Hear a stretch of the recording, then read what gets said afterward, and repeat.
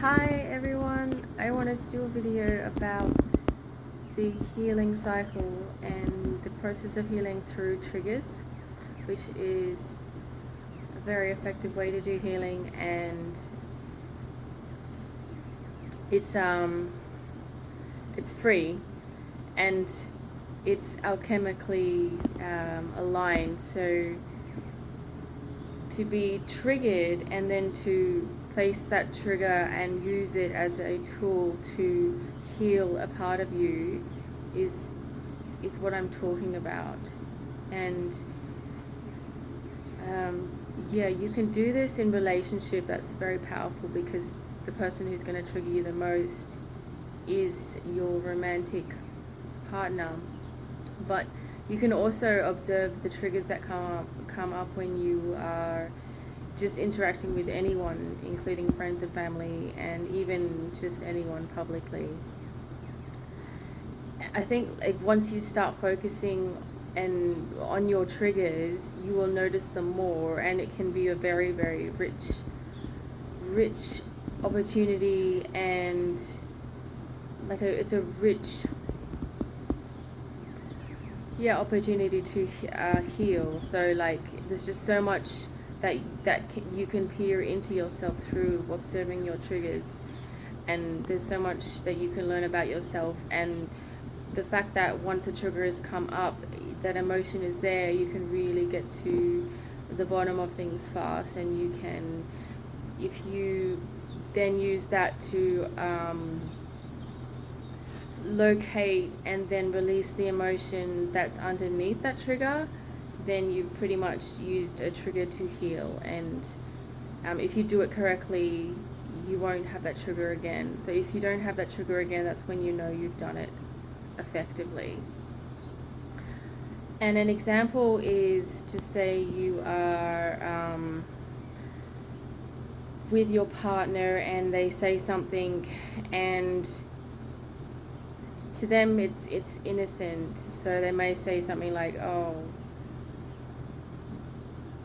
did you park the car in that area that I asked you to park it in?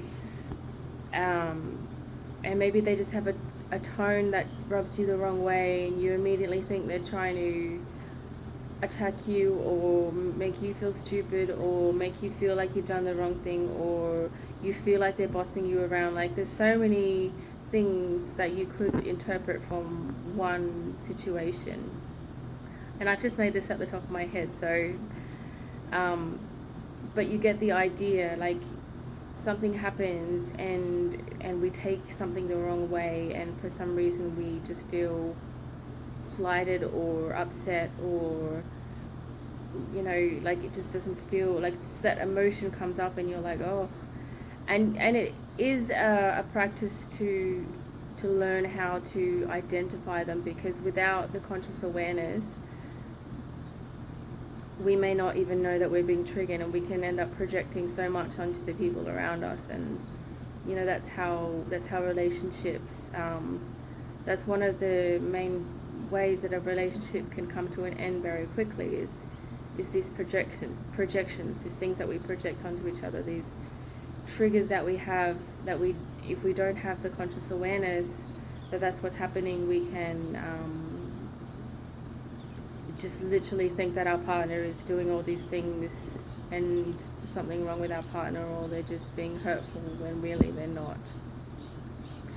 So that example that I gave, and I'll try and make it more generic, so if someone, for example, your partner just says one thing or does one thing, and you just immediately take it the wrong way, or you immediately feel slighted or angry, or you feel like just some way done wrong, or like it wasn't fair or something, just look into that emotion and try and get to the bottom of that. I mean, sure, there's a possibility you're with a partner who's being doing it on purpose, but just look for all these opportunities that come up in our lives when we feel triggered, basically. And the way to get to the bottom of it is to sit down in a quiet space and reflect on what exactly are you feeling? What is that emotion underneath it? And it can take a little bit of time to get to the underlying emotion, because there can be emotions layered on top. For example, you might feel angry, but underneath is, fear, or fear of being abandoned, or fear that you don't feel lovable, and anger usually masks those. So yeah, getting to the very root cause emotion can take a little bit of reflection, and it's best done when you're alone and just having some quiet time. And the more that you do this, the easier it will get. The process will seem quicker and easier each time you do it. But really, yeah, just start the process by having that reflective time. And if you find that you keep forgetting to look at your triggers, it might be worthwhile setting some time apart every day, maybe at the end of your day or maybe in the morning, to reflect on the day just past and where was I triggered. And I mean, you don't want to overdo it, you don't want to overanalyze your life, but yeah, it's useful to have that reflective time set out every day, and that can be a very beneficial habit to create. Okay, if there's any questions, feel free to ask me in the comments. Bye.